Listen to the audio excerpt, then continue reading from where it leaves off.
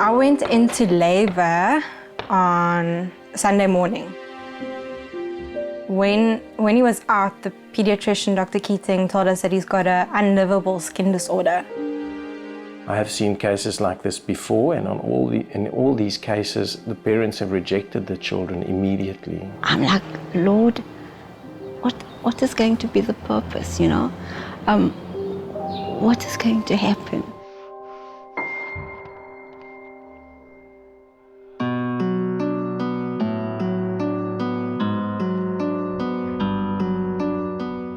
Well, actually, the gynae noticed that there was something out of the ordinary with Mason during the pregnancy. And what they noticed was that he had some abnormalities of his hands and his feet that they couldn't quite clear up. And they also noticed that they couldn't make out his face as well as they would in a normal pregnancy. They were telling us things like it might be a cleft palate, it could be Down syndrome, scary things. Let's just kind of hope for the best. It was difficult, a lot more difficult for Lisa and Jonathan more than anyone else.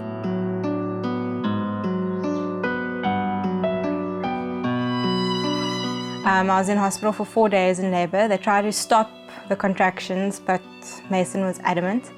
On the 4th day, they induced me, and a couple of hours later, he was born. I called Jonathan, and he said to me, Mason was just born. But there is a problem, he's got a skin condition.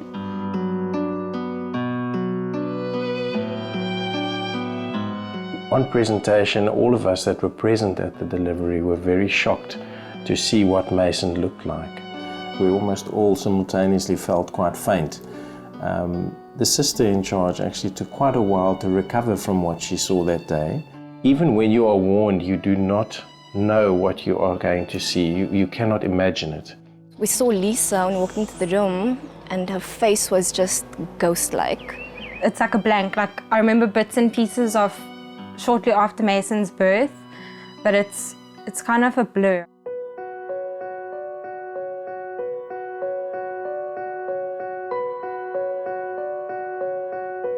It leads to these massive plates of skin forming on the outside of the body. These plates often lead to the loss of a limb or the loss of multiple fingers or toes. They lose an enormous amount of fluid through the skin where it has been fractured, so to say, because it is so hard. And if one were to compare them to a 3rd-degree burn wound, you wouldn't be far off. And he gave him 1 to 5 days to live. Lisa said to me, they're saying that he's only going to live for 5 days. He's not going to make it. The rest of the family came, and at that time it felt as if it was a funeral and not the birth of a child. I think that was the most painful part.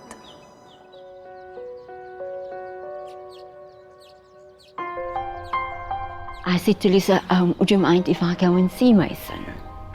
So I went to the neonatal unit, and there was Mason. And then I looked into Mason's eyes, and his eyes were wide open, and he looked as if he was penetrating my soul and penetrating my heart. And I thought, this child is going to live. He is a child that was as tough as nails from the first day.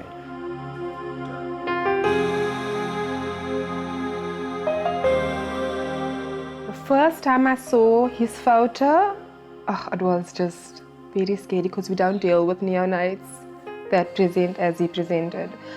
And then my heart melted because I could see that there's more to this case. We were treated with so much concern, so much compassion.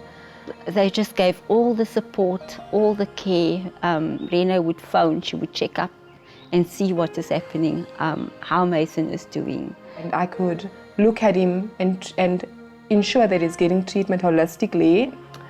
He obviously needed a lot of treatment, a lot of care, a lot of different specialists, and that's been covered from Bonitas. It amazed me that the doctors knew how to handle him. They had a place for him, they created a space for him.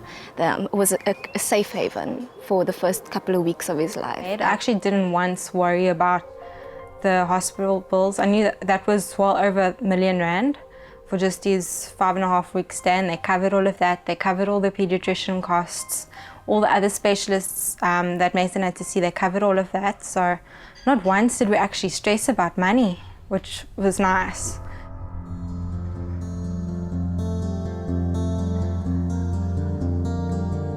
I think at one stage his dad was holding down 3 jobs just to be able to afford his medical care. So without help from other people, Mason would have been lost to society.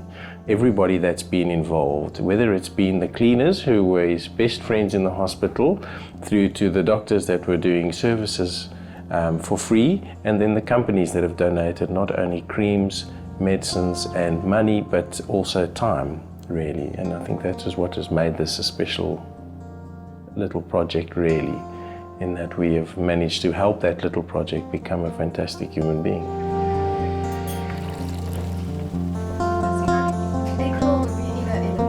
I could dress him for the first time when he was 5 weeks old, so that's when we felt like we had a baby, a newborn. The day that Mason left the hospital was actually one of the most important days in the existence of our unit up here, our neonatal unit. This was a little boy with 0 chance of survival in real terms, and I don't think anybody spared a tear when he left the hospital.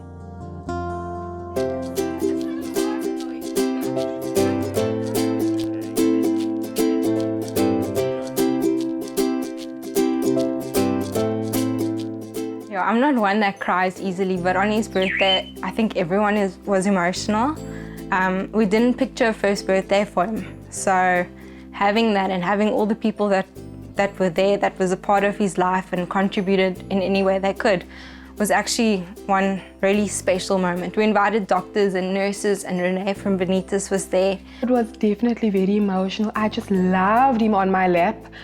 Just to get that hug from this little man is just stunning, and that blowing a kiss and saying bye and that interaction, and then just such a joy, and that is just priceless. We'll always keep in touch because of his experience. We will always keep in touch.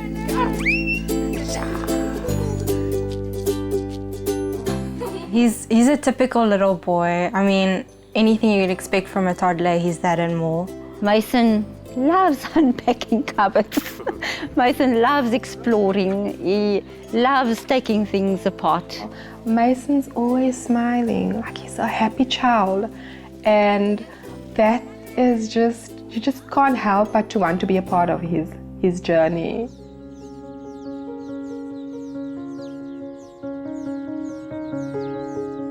I've been involved with neonatal ICU for the last almost 10 years, and this has been an amazing experience to see this little boy fight so hard, and despite all of his handicaps, which we would see as handicaps, to come out on top. And this little boy has really left his mark on the hospital and everybody that he sees, because he is just the definition of positivity. He is a child who beat the odds that they did not give him.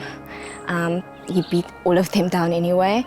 He shows us how to live a happy life. He is an inspiration. That's what he is. He's got such a special mom and a special dad. I'm just so thankful, and I'm so humbled that I can be part of their lives, and especially Mason's life.